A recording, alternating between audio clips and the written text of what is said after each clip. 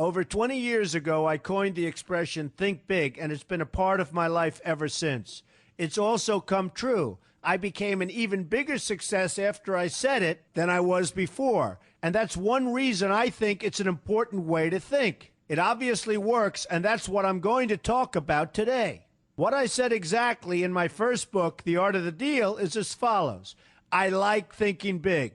I always have. To me, it's very simple. If you're going to be thinking anyway, you might as well think big. That book was a bestseller, and it's considered a business classic at this point. But I never thought those words would become bestsellers in their own right. It's an interesting point that I'm famous for two very short statements. Think big and you're fired.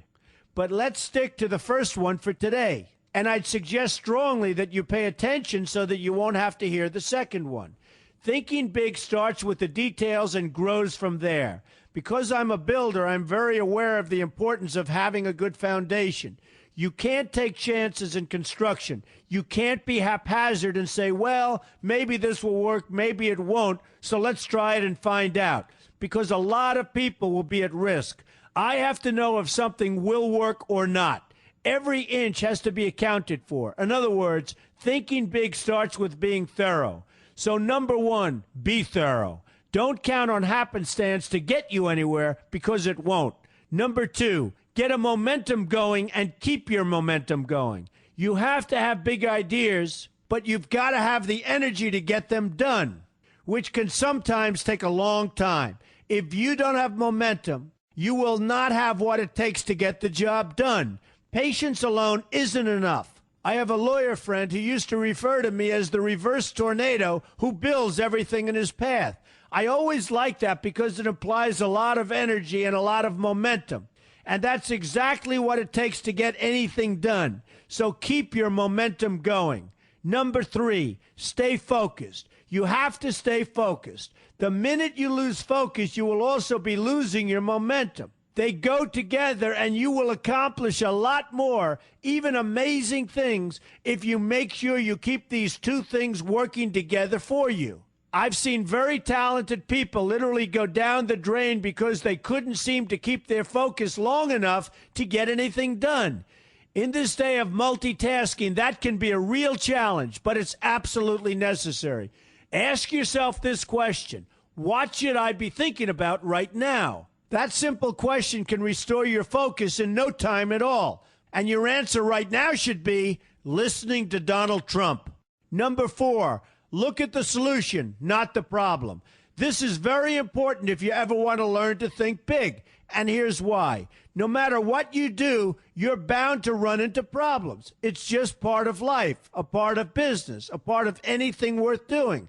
If you let the problems get in your way, they'll become bigger than your idea was to begin with, and you will be a wipeout. No matter how bad things look, keep your focus on the solution, and you will be surprised how things can work out, and work out properly. One way I do this is to ask myself when confronting a possible problem, is this a blip or is this a catastrophe? A catastrophe is something like an earthquake, a tsunami, a war, and so forth, and a blip is everything else. Right away, you'll have the right perspective, and your equilibrium will be restored. So keep your focus on the solution. Number five, see opportunity for what it is, an opportunity. For example, why are you listening to me today? Curiosity? You like me? You don't like me? You want to learn? You have nothing else to do? You want to hear me tell you you're fired? I hope not, but whatever your reasons might be, they've brought you to a good place to get involved and to learn, and that's an opportunity right there. People think that because I'm rich and famous that I know everything. I know a lot, but one thing I know is that I don't know everything. So I ask myself this question every day. What can I learn today that I didn't know before? And you know what? I learn something new every single day. That's a big reason for my success, and the same thing can apply to you. Take the time to see today as an opportunity, and you'll be surprised by what can come your way.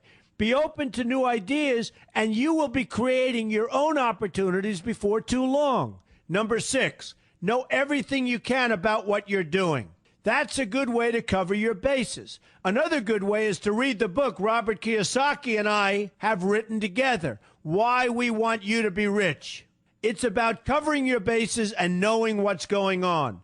I remember when some guys came in to meet with me about a great idea they had for an atrium for a building on Wall Street. It was a beautiful idea except for one thing. None of them had thought about how the building would be supported around this fabulous atrium.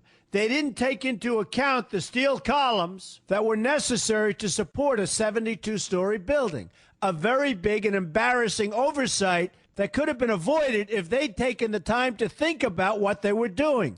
Don't let that happen to you. Know what you're doing first. Number 7, be lucky. Remember the old saying, the harder I work, the luckier I get. Well, it happens to be true. It works for me, and I've encountered some pretty big successes. But this goes along with something that's absolutely necessary for great success. Be passionate. You have to love what you're doing if you want to be successful at it. My father told me that it's absolutely true. I might work 7 days a week, but it doesn't seem like work to me because I love what I'm doing. If you don't like what you're doing, find something else to do, or do it part-time until you can find something full-time. You will never be successful, happy, or healthy unless you're doing what you love to do. That's just the way it is. So give it some thought. In fact, give it a lot of thought. For example, if you're feeling frustrated, there are 2 ways to look at the situation. Frustration can mean that maybe you're expecting too much, or it can be an indication that you know you should be or could be doing more. Use frustration as a motivator. Use it to get where you want to go instead of staying where you don't want to be. But above all, be passionate. That's the fast track to success, no matter what your interests are. Number 8, see yourself as victorious. That can zap negativity immediately and put a positive spin on problems. I've gotten to the point where I see problems as challenges that I'll enjoy meeting and dealing with.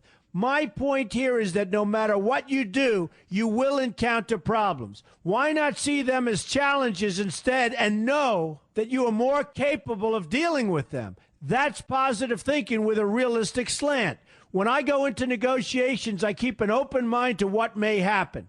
But I can tell you that there's already a done deal attitude on my part. I've already thought the process through to the extent that I know everything will be better off if they agree with what I've come up with because I've taken both sides into account.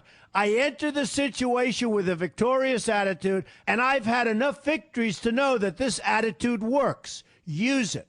Number 9, be smart. Know that you have something unique to offer because you do use the tools that are provided for you and remain open to new ideas. That's being smart. That's also where innovation comes from. Being smart means you know how to use what you've got. That doesn't mean there's nothing left to learn, but it means that you will have the ability to learn and move forward with success. And success is very important. Success is what you want. Just be successful. Believe me, you'll be happier. I know people who have had very few real advantages in life, and yet they've managed to become giant successes. They figured out how to use what they had, not to dwell on what they didn't have. I'm convinced that everyone has something useful to offer, and if you apply yourself diligently, you'll find that you have what it takes to succeed, and you're going to be a lot happier for it. Number 10, above all, never give up. Never, never, never give up. The only time you will be a failure is if you quit trying. Only losers quit. The biggest losers in the world are quitters. Winners keep on going. So whatever you do, never give up. My father always used to harp, never give up, son. Never give up. Don't ever quit. I never want to see you give up or quit. Well, my father was a smart guy, and I listened to him. And remember, think big. A good way to start is to read our new book, Why We Want You to Be Rich. 2 men, 1 message. There's a lot of great advice in there for you, and I expect you to pay attention. You're going to do fantastically well. You're going to be a winner, and I'm going to see you in the winner's circle.